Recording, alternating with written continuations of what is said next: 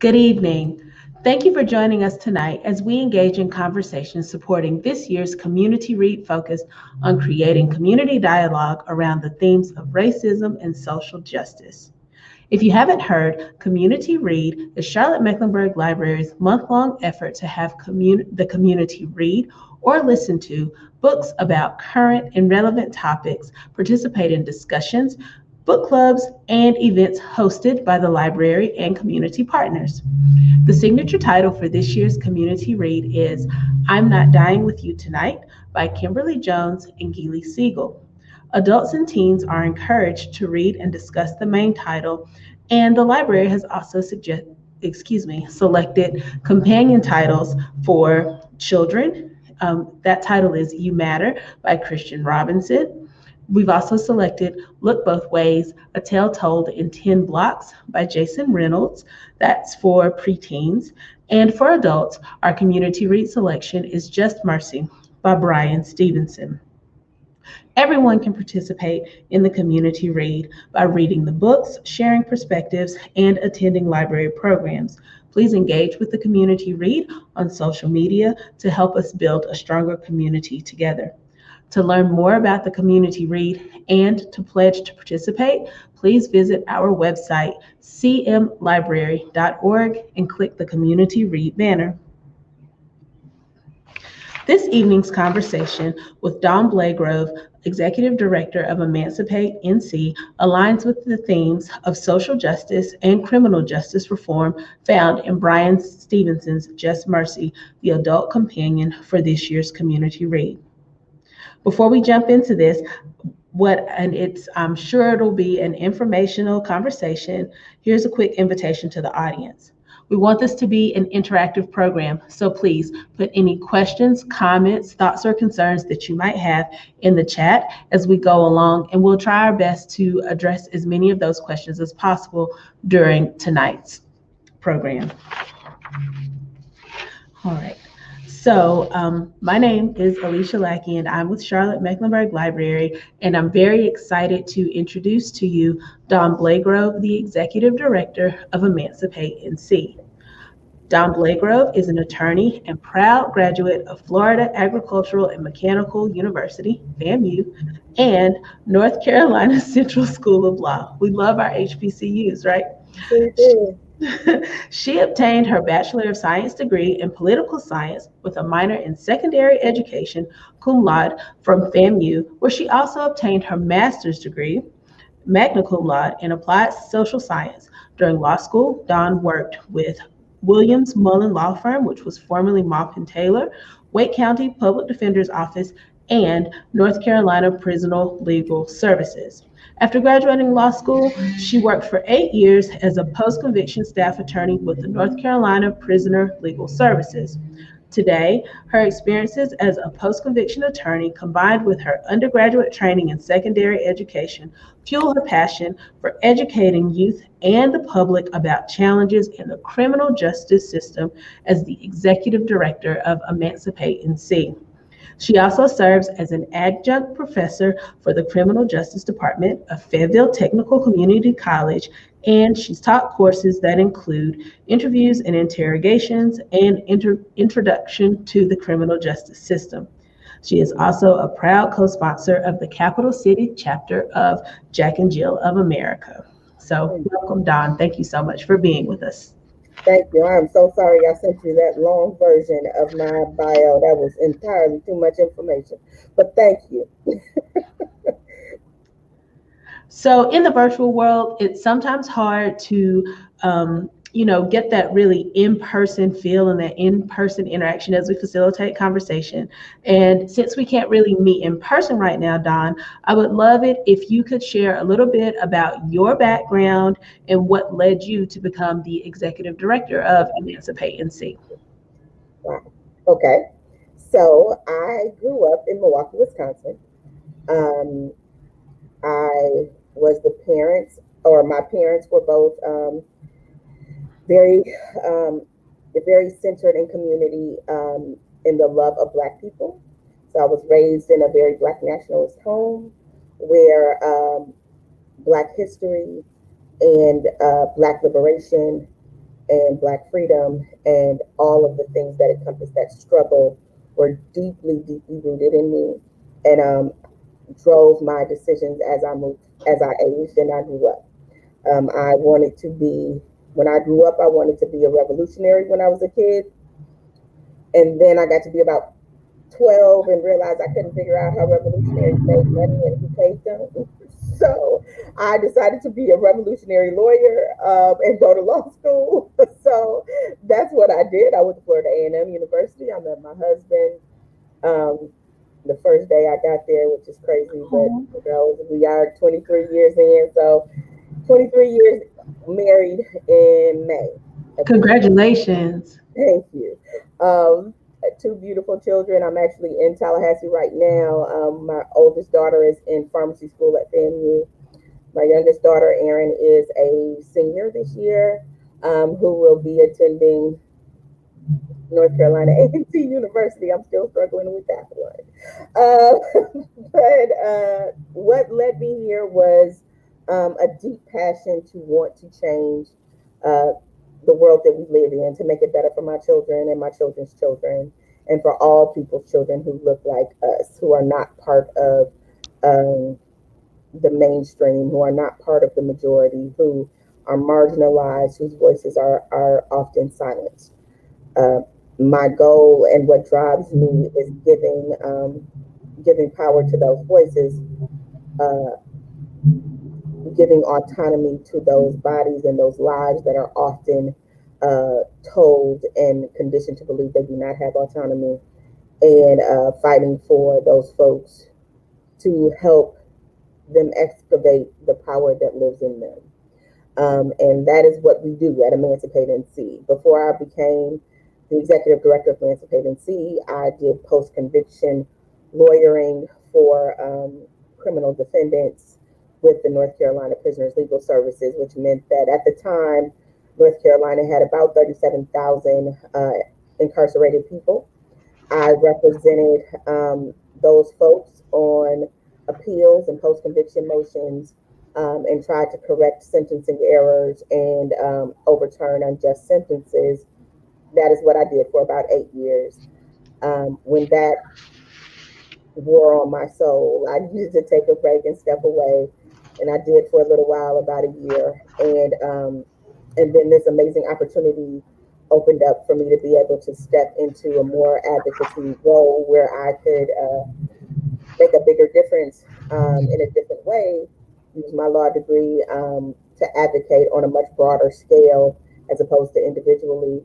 And here we are, kicking down doors and taking names and really trying to change the system. And I can say honestly, one of the proudest, one of the biggest accomplishments of my professional life just happened for us a couple of weeks ago, where Emancipate NC was part of a class action litigation against the state of North Carolina to protect, on behalf of incarcerated people in North Carolina, to ensure that they were getting humane treatment inside of prisons as it related to COVID. Mhm. And we had a really, really big win, and the state settled with us. And as part of that settlement agreement, they agreed to release 3,500 Mhm. people to help create safer conditions inside of our prisons. So, because of overcrowding, and for an organization that is committed to ending mass incarceration, to be able to take credit for cutting our prison population in North Carolina by more than 10% is pretty phenomenal. Yeah, So that's we're in huge. a really amazing place right now. We are on a roll. We have gotten here by centering the lived experiences and the voices of the people who are most deeply impacted by the harms of our criminal justice system, and helping to educate folks and fight the good fight so that we can either transform the criminal justice system, transform the carceral system, or on the road to abolishing it altogether, so we don't actually need it. So that is what we do, and that is what I do. Thank y'all for having me. I'm very happy to be here.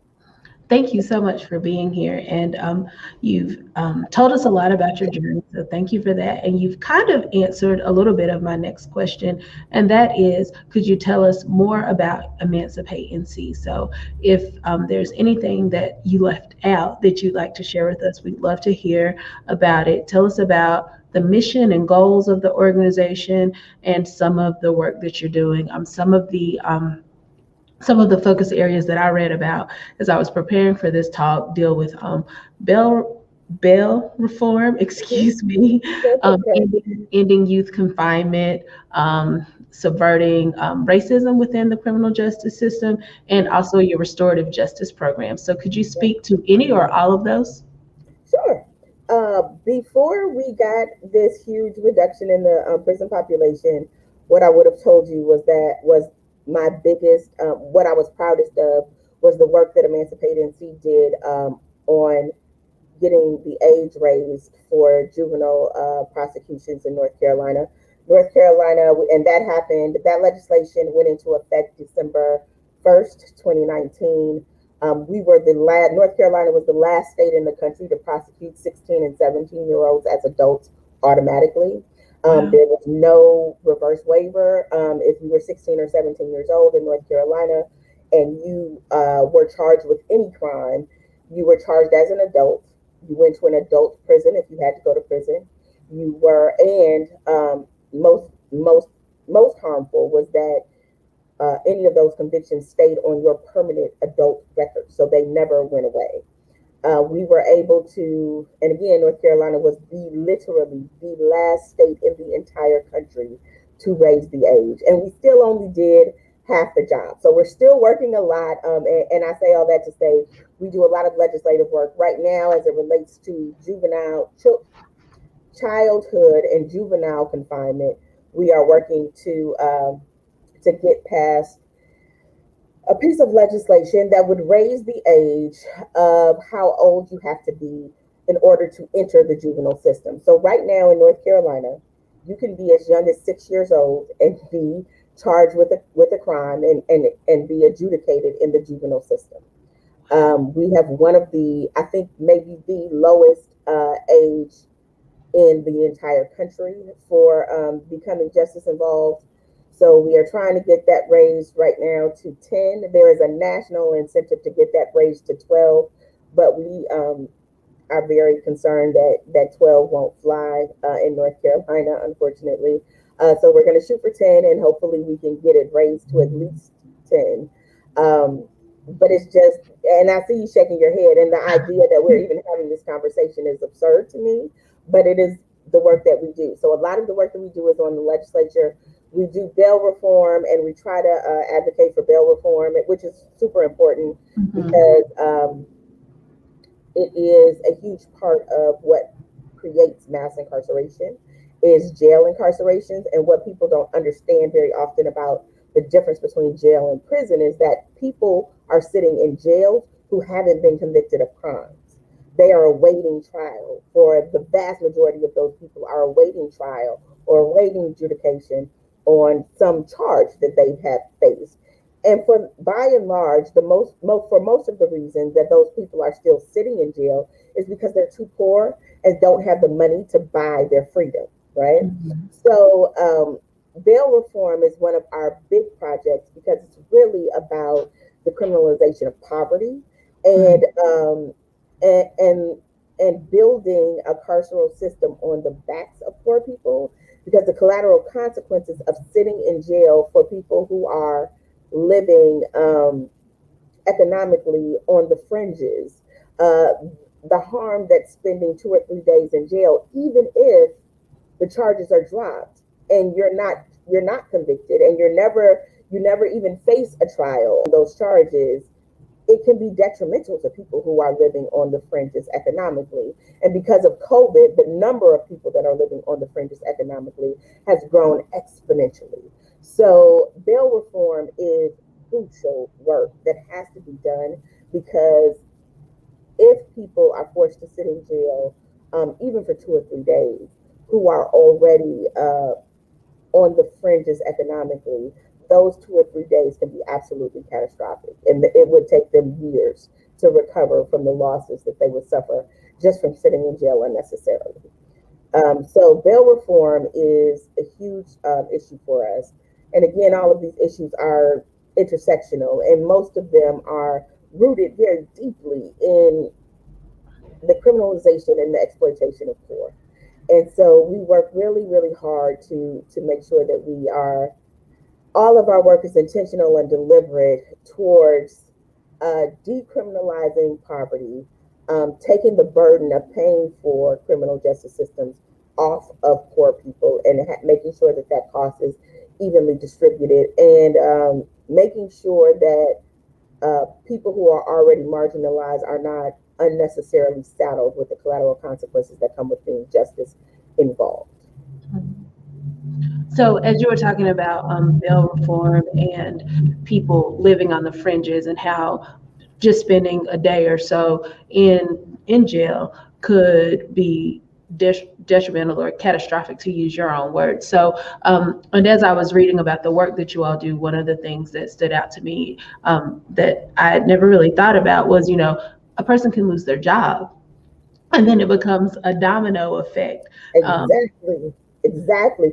And one of the things that one of the growing trends, unfortunately, in the United States, as far as it relates to incarceration, is that we are seeing an uptick in women who are being incarcerated.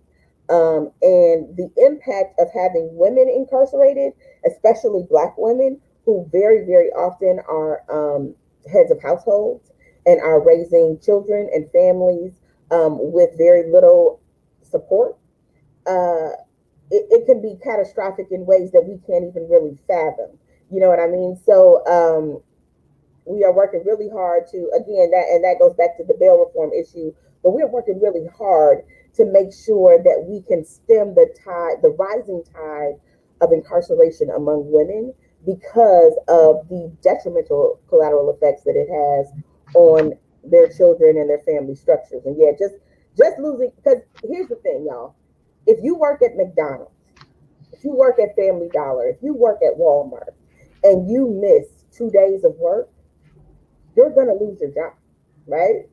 And for many people, the domino effect of losing income is that you lose that income, and then you get behind in your bills, and you get behind in your rent, and then you get evicted.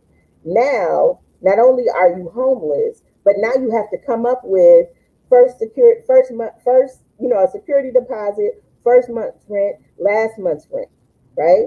Which exacerbates even more the cost and the harms of losing one stable housing living situation. So yeah, one of the things you hear said often when we're talking about the collateral consequences of being justice involved is how expensive it is to be poor, right? Mm-hmm. It costs a lot of money to be poor. And some of those things, so let's say, even with this situation, just to go out a little bit more. So let's say you have a car, which everybody has to have in North Carolina because we don't have a really reliable public transportation system, right? So you need a car to get around.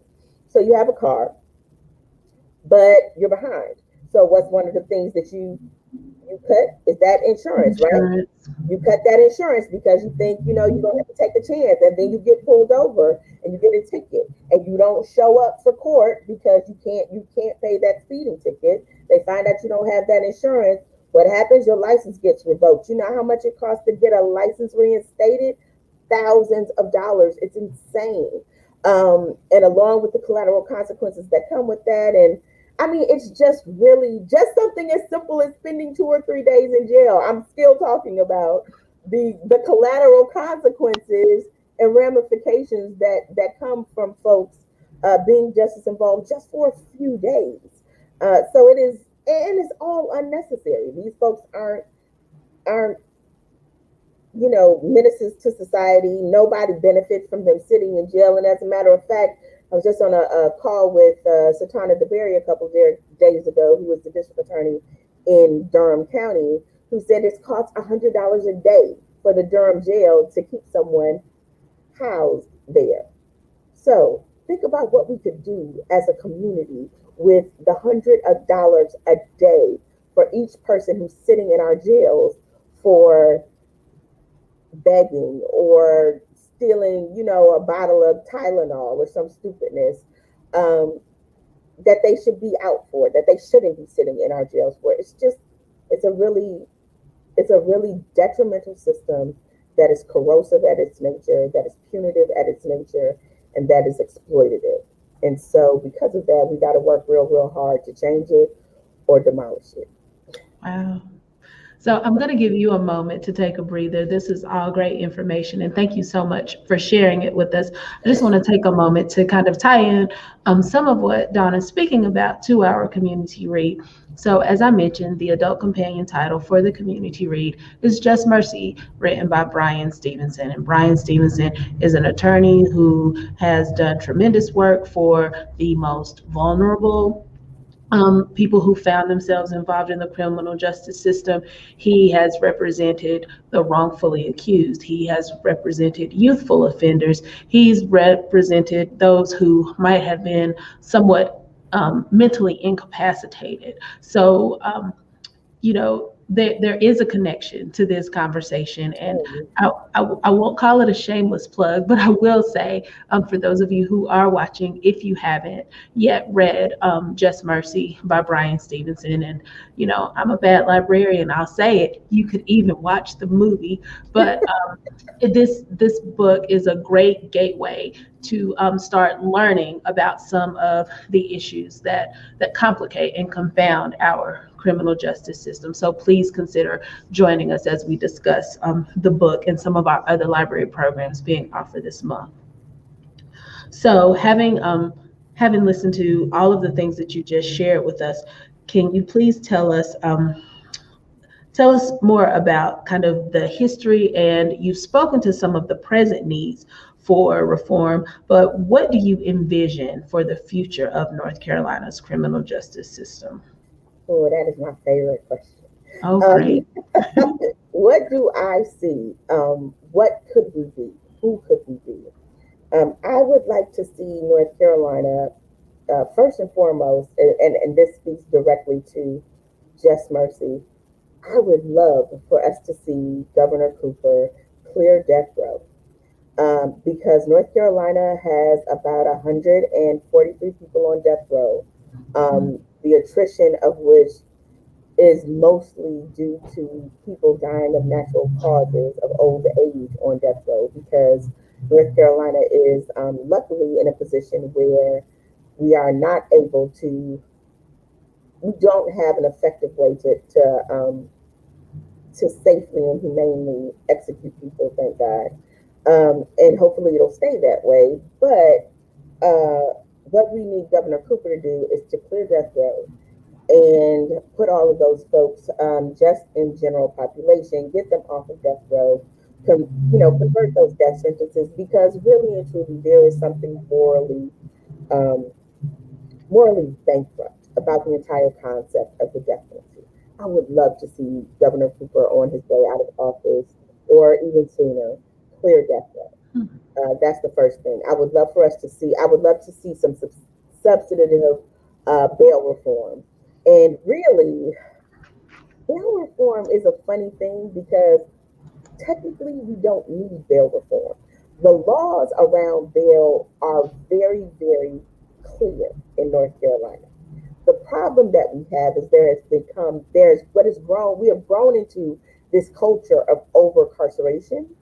But if we could just get our judges to follow the bail laws as they are written, we would drastically reduce the number of people that we have in our jails. And I can tell you that because once COVID started, we saw a growth reduction in jails all across North Carolina. So all the things that these folks have been telling us for years and years were impossible to do, and were outside of our reach. Within about 3 weeks of COVID starting, they figured out ways to do all of those things, right? So what I would like to see moving forward is for North Carolinians to recognize that the drastic changes that we made to our criminal justice system that improved it during COVID are policies that we should hold on to, and lessons that we have learned that we should move forward with. We should never go back to what it was before. We should never go back. If we can live in a time now um, where we have in some counties 50% reduction in the general populations in their detention centers, then that's a place that we should stay. That should be our the height of where we want to be. They should never go above these numbers because we figured out ways to be creative, and work within our justice system and send these people home. I also want to see us get rid of school resource officers inside of schools. One of the other amazing things that we've seen during COVID is that because these kids aren't in school, Wake County just recently did release a study of like kind of the end of year report about their crime statistics, and the one that stood out to me the most was the fact that they saw a 66% reduction in children and juveniles entering into the criminal justice system. Why? Because they weren't in school. And the reason that they end up in schools because of that school to prison pipeline with these school resource officers inside of schools that are disproportionately criminalizing Black and Brown children, and feeding them into this justice system. And what we know for sure is that one of the indicators of later carceral involvement is early carceral involvement. So for every one of our children, our Black and Brown children, who become involved with the criminal justice system at school, there is a much greater chance that that same child will remain involved with the criminal justice system. The best way to fix that is to keep them out of the criminal justice system. And for many of our children, the only way that they're ending up there is because of the over-criminalization of Black and Brown children that is happening inside of school buildings.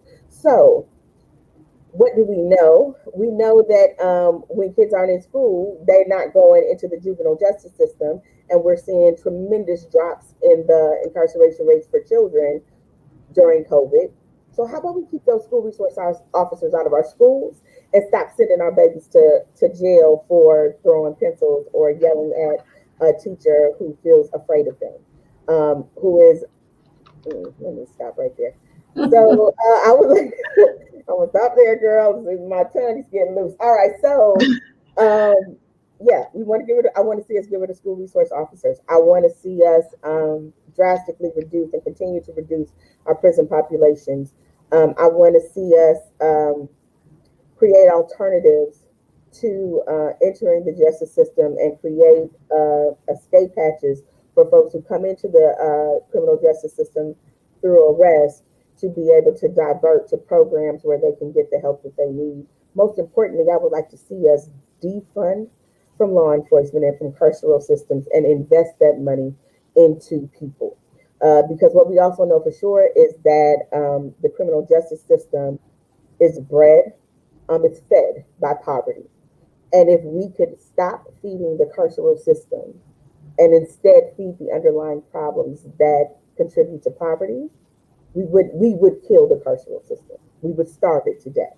So if people can make a living wage, if people have housing that is habitable and that is affordable, if people have access to good schools, if they have access to healthcare, if they have the things that they need to survive, then we starve the criminal justice system because it lives and is fed on poverty. So what I would like to see us do is, instead of being reactionary and investing in carceral systems, we divest from systems and invest in the people in our communities. And what we will see and get from that, I think, will be exponentially more than the investment that we're making now.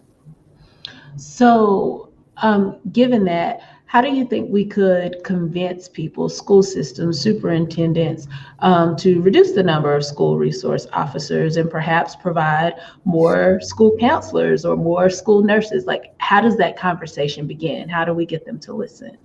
So the thing about it is, it's not a hard conversation. It's not a hard sell. The statistics and the numbers are there, right? We have this research. We know that disproportionately our children are harmed. Disproportionately, there is much more harm done by any good that is ever done by having a school resource officer inside of a school. So how we start the conversation is the same way we start a lot of the conversations about defunding law enforcement. And that conversation starts with untethering our sense of personal safety from the carceral system. Okay. And I know that's that's like, what, girl, what you talking about? But let's be real. Police don't keep us safe. They don't. They don't stop crime. They investigate crime sometimes, but they don't stop it. They don't keep us safe. But we feel we have been so deeply conditioned to believe that our safety is somehow connected to the presence of overseers with guns, right?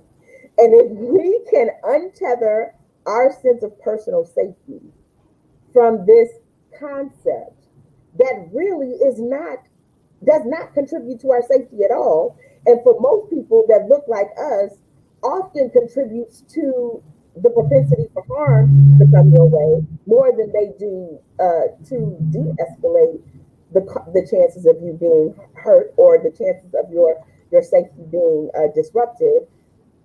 We need to have those conversations, even amongst ourselves, is really think critically about what it is about having law enforcement, what it is about prisons that keeps us safe. What is it that makes you feel safe about them?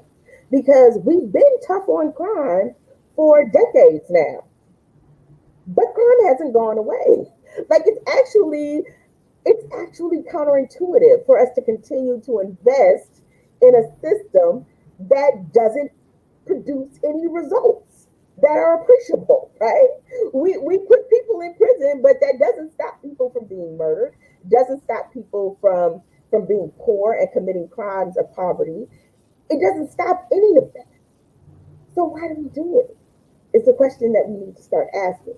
We need to really start tackling the underlying paradigms and belief systems and challenging them in a way that I think is freeing and will free us to put us in a space where we can reimagine what these systems should look like. That's what I want to say. That's a lot.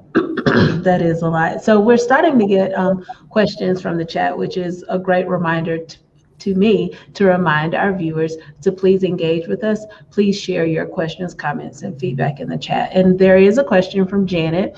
She asks, how does a state begin the process to repeal the death penalty? So that is an awesome question. Every year in North Carolina, there is a piece of legislation that is introduced to abolish the death penalty, to ban it, to pass a law that says we will not, no, under no circumstances will the state of North Carolina kill anyone with state-sanctioned violence. Okay, that piece of legislation every single year is defeated woefully. Sometimes doesn't even make it to committee meetings. So we can keep doing that, but we don't have to. So the most important and most powerful actor in the criminal justice system is your locally elected district attorneys, because it is those people, your district attorneys, who determine who faces the death penalty and who doesn't. For example, many of you are, I would assume, are Mecklenburg County residents. Mecklenburg hasn't tried a capital case in decades. Durham County hasn't tried a capital case in decades. The vast majority of counties in North Carolina have gone decades without trying a capital case, let alone putting someone on death row. So what we really need to do to de facto end the death penalty is elect district attorneys in those 9 or so counties in this state that are actively pursuing the death penalty, actively adding to death row, and replace them with district attorneys who will stop seeking the death penalty. That is the easiest way to do it. I can tell you that there are some, and that is the most effective way to do it. There are counties in North Carolina where Wake County is one that loves trying capital cases, even though they can very rarely get convictions. Out of the 10 of the last capital cases that were tried in Wake County, only one of them returned a death verdict. It is incredibly expensive and it is unnecessary. Clearly, there is no longer an appetite in Wake County for the death penalty because juries aren't returning death verdicts. Yet and still, the elected district attorney continues to seek the death penalty. Um, and that is true around the country. There are only about, all over the country, there are only about 10 counties that can be identified that are the primary drivers of all death row convictions. Just 10. Your chances of being charged capitally for a capital crime um, depends much less on how heinous the crime is and much more on where you commit. How is that helpful, right? But if we want to slay that beast, the easiest way to do it is to elect district attorneys locally who will simply not seek the death penalty. And that way, no matter what those ding dongs at the General Assembly or at the United States Congress or on the Supreme Court do, we can de facto end it just by using the power of our vote locally. So I want to go back to a question about bail reform. Um, and we talked about, poverty and how that kind of drives the bail problem, essentially. Mm-hmm. So do judges get to kind of follow the bail laws at their own discretion? Like how is bail determined? How do they set it? Who gets to decide? So here's the thing. Remember when I said the district attorney is the most powerful person? You're going to hear that a lot. I'm going to keep saying it. So technically, judges set bails. Mm-hmm. But in practice, what happens in courtrooms all over this state and all over this country is that the sheriff brings in a person before a judge or a magistrate. The judge looks to the district attorney and says, "What do you want me to do?"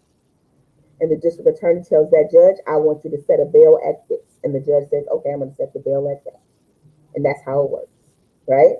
So again, you elect a district attorney who says, it is going to be our position that unless we can determine that a person is a flight risk, that a person is ineligible for bond, which are only people who are accused of murder, in North Carolina at least, that a person can actually afford to pay a bond if we set it. And once you do all of those things, you determine all of those things, then you decide whether or not a bond is appropriate. But the laws in North Carolina say that a bond should be the exception and not the rule. Okay? Very few people are actually eligible or should ever even receive a bond for any crime in North Carolina except for a capital crime. Very few of them should.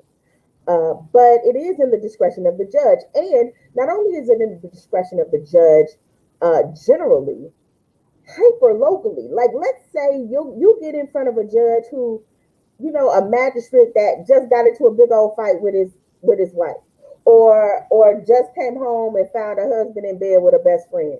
You might end up with a $10,000 bond for shoplifting. And there is nothing that you can do about that. There are no standards in place. There is no way, nothing you can do except wait until the next time you get in the opportunity to get in front of a judge to ask for a reduction in that bond. It is really and truly in the discretion of that judge, and it is very flighty from one place to another. You have the misfortune of getting in front of one district court judge versus another, and you could be looking at the difference between a $5,000 bond or a written promise to come back and you don't have any bond at all. That's just the truth of it. And the arbitrary nature of that in and of itself should be enough for us to realize that there is deep inequities that are built into that system and we should just get rid of it. So we have another question from our viewers, and Janet is sharing this for Denise. She asks, "What can we as lay people do to affect change besides voting? What would be your call to action for us?" Oh, I love giving homework. That's my second favorite question. What can you do? Here's what you can do. Because the way we change things, the way we change these laws, the way we change people is by changing hearts and minds, right? By changing this idea that, again, our safety is tethered to these punitive systems, right? So, what can you do? Here's your homework: get involved locally. I think that, no, I haven't said his name, but I bet you nobody on this call or nobody that, very few of y'all who are watching can tell us who your elected district attorney is. If you don't know, find out. Find out what your local, for the record, if you're in Charlotte, Mecklenburg, it's Spencer Merriweather. And he all right. I mean, he could be worse, but he could be a whole lot better. So pull his behind and get on him about what he is not doing and let them know what you want to see. Get involved locally. Get involved. Find out what your district attorney is doing. I tell you what, go and spend it. Well, not now because every place is COVID. But after COVID, go and spend a day sitting inside of a courtroom on a Monday morning at 9 o'clock and see how these bonds are being set. See what is happening. See the arbitrariness of how judges administer bonds and set bonds. See how easy it is for somebody to get a failure to appear. And then call your district attorney and say, why would you do this? Why would you let these folks, why are we doing this? This don't seem right. Right? You don't want them SROs in their schools with your babies? Go to school board meetings. Call your elected school board representative and tell them you want them to SROs out of your school. It doesn't have to be big things. It doesn't have to be big things. It's little things. And a whole bunch of little things can move mountains, y'all. Don't think you have to do some grand gesture to be involved. I mean, just if you just have a conversation with the lady sitting in the carpool car next to you about bond reform, because she's probably never even thought about the need for it because it doesn't touch her life, right? Just having the conversation is enough. It is revolutionary just to change minds. So we've talked about a lot about what needs to change. What is being done well? What has improved? And how can we get more of that? That's tough. I talk a lot. It's hard to say what's being done well in the criminal justice system. Not much is.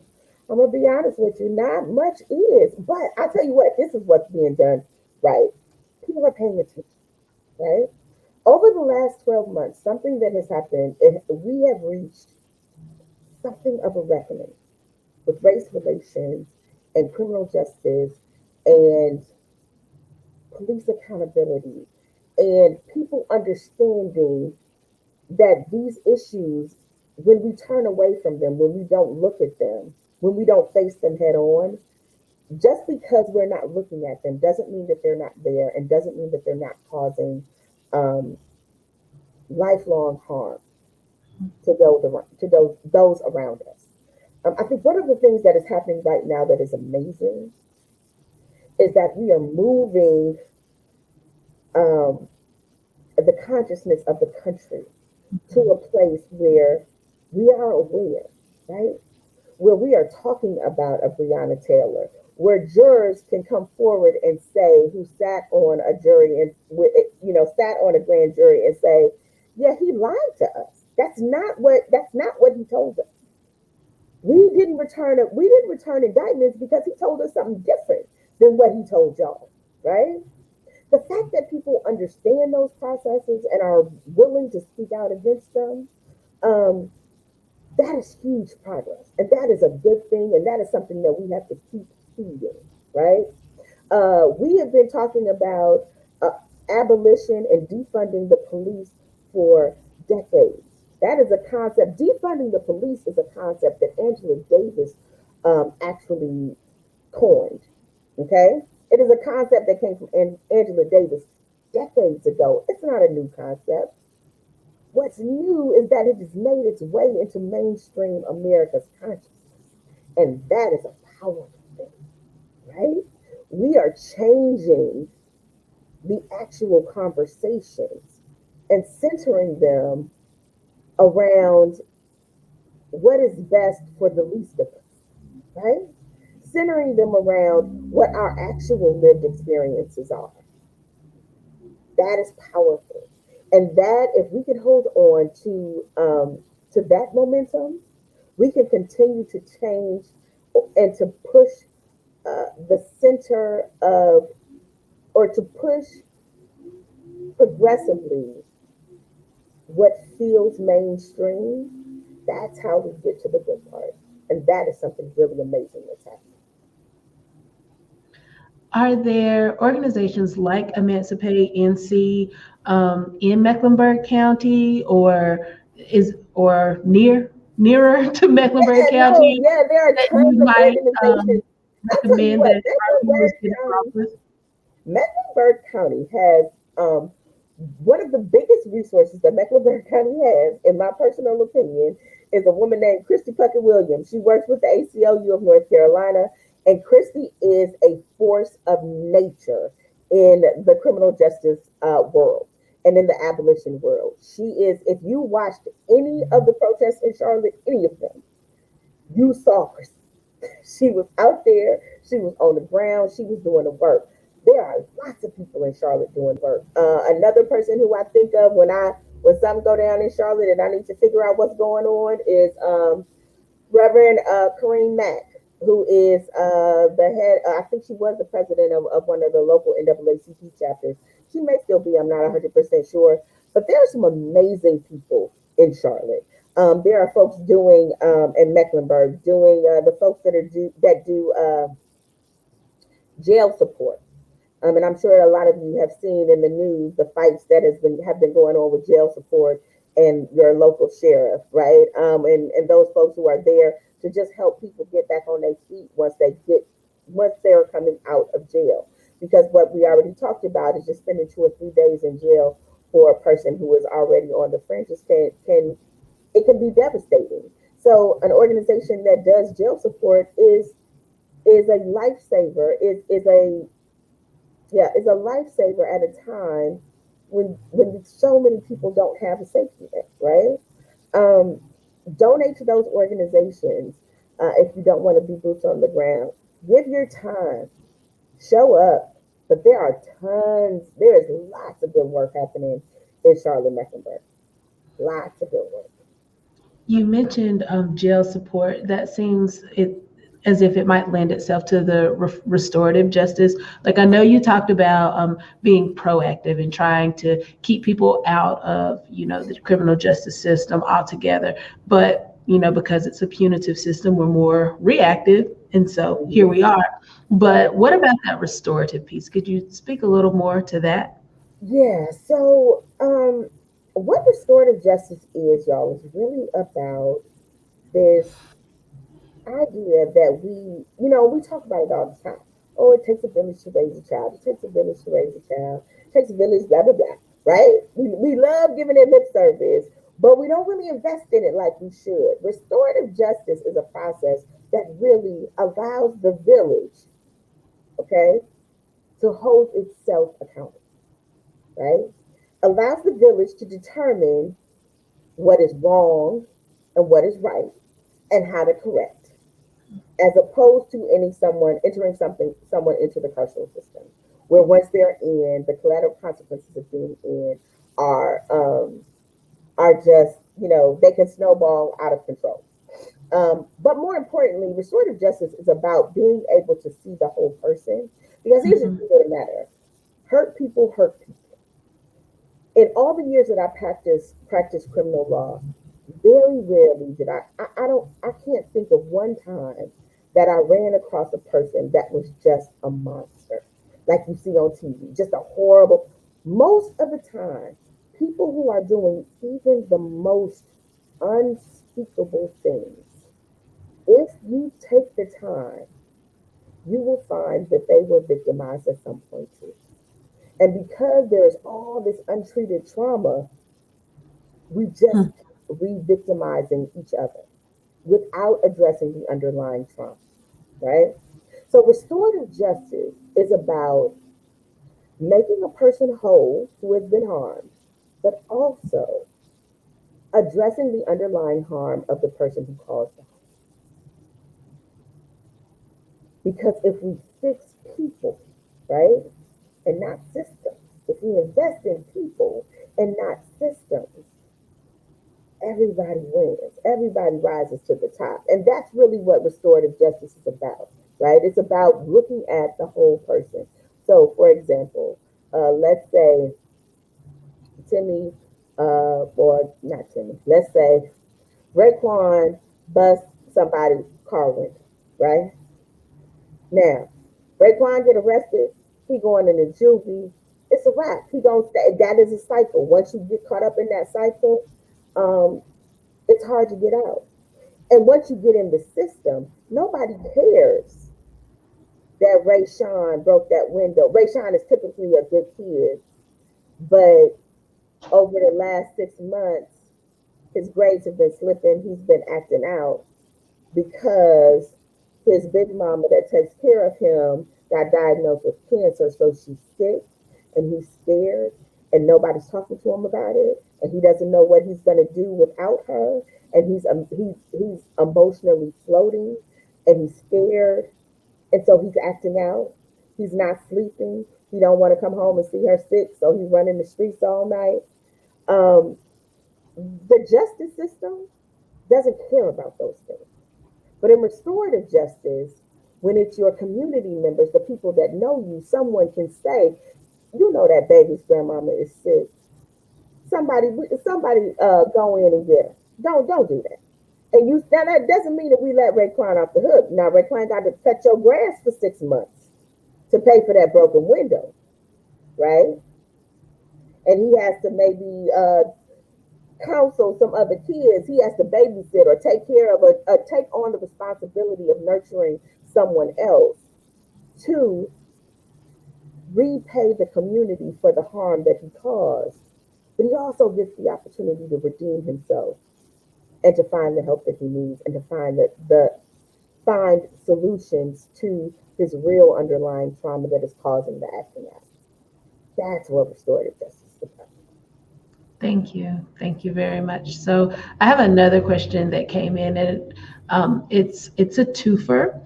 Okay. So just when you were speaking about restorative justice, you Girl. talked about how people are not inherently evil usually, but there are people who do commit, some crimes that are unspeakable, unthinkable, unheard of. Mm, So I'm going back to the previous conversation about the death penalty. Do you think that the people in the counties where death penalties are pursued have an appetite for or support the death penalty, or why do you think that? And then the follow up is, do you ever have to convince people that the death penalty is wrong? all the time. All the time. That's So, why. what's up with those counties, first of all? So what's up with those counties is typically they are red counties, they are more conservative, and they are very tethered to this idea of law and order and an eye for an eye. And it's really deeply rooted. Okay. So the thing about the death penalty is really deeply, deeply rooted in racism, right? And I know y'all like this chick say everything is deeply rooted in racism, but the truth of the matter is everything is really deeply rooted in racism in America, right? Um, You're the not death wrong. the death penalty is is a microcosm of the unspoken caste system that exists in America, right? Because people only get, okay, most people who are on death row for killing someone are there for killing white men. If you kill a white man, you have the highest probability of ending up on death row. Next is white women. After that is black men. Who you think is on the bottom, y'all? Us, Black women. black women. Our lives are valued the least, right? Then, when you couple that with who is actually doing the killing, that's where your racism. That's where your racism also comes in, right? Because a black man who kills a black woman, or excuse me, a black man who kills a black woman is almost never going to face the death penalty. Almost never. A black man who kills a white man, almost always. If you're going to see it, that's where you're going to see it. Why? Because that is deeply rooted in these ideas that black men and black people are savages, that we are inherently dangerous, that we are inherently vicious, and that we are inherently violent. But more important than that, that we're scary, that white people have a reason to be afraid of us. So in those counties where you see death penalty used the most, you are also going to find those types of ideas, whether people are willing to say it out loud or not.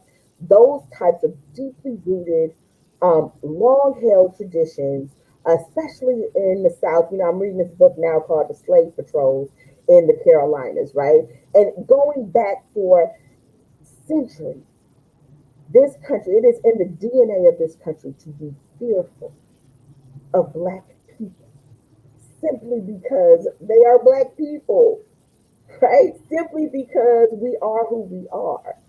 And that belief is so deeply entrenched that people don't even have to think about it anymore. I mean, there's black people who will tell you that they are more afraid of people that look like them than other folks, which is crazy, right? So the death penalty is one of those things. So where you see it the most, where you see it used the most, is going to be in places that are still very, very deeply rooted in those long-held American values about who is valuable and which lives are not. I hope that answers that question. That does it. I think it does. So I we did are. it as tactfully as I could. I think I did all right. I would agree. I would agree wholeheartedly with that. We're coming up on our hour. I would like to give our viewers a chance for any last minute, literally last minute burning questions. I did want to share a comment from Jeremy. It was something that you said.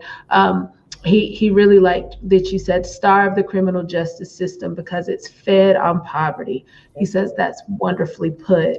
And then Janet also made a comment that we are all more than the worst thing we have done, which is a quote from Brian Stevenson, bringing it back, to our community read. Mm-hmm. So do you have any final parting words for us? No, I think I've given you a lot of words. Um, Thank you for listening and indulging. I like a much more back and forth, but this has been fantastic, and I hope that I left you with something to think about. Well, thank you so much for sharing your time and knowledge with us this evening.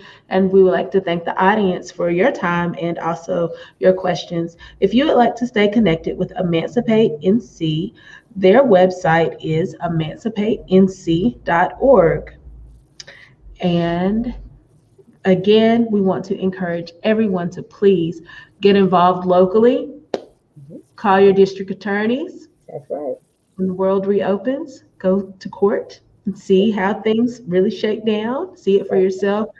And if you don't want to put boots on the ground, she says donate. to those who are. So those are ways that we can get involved. And if you want to learn more, if you want to know more, if you want to be a part of more conversations like this, we certainly encourage you to participate in our community read. Remember, you can do so by visiting the library's website, cmlibrary.org. We have a lovely community read banner, or you can do the /community read so that you can see how you can get involved with that as well. Again, Dawn, it's been a pleasure meeting you, and thank you again. Good Thank you. night, everyone. Yeah, I got another panel to jump on too. So I love to have you. I would love to come back anytime. Thank you. Thank you. Thank you. Bye, everybody. Bye.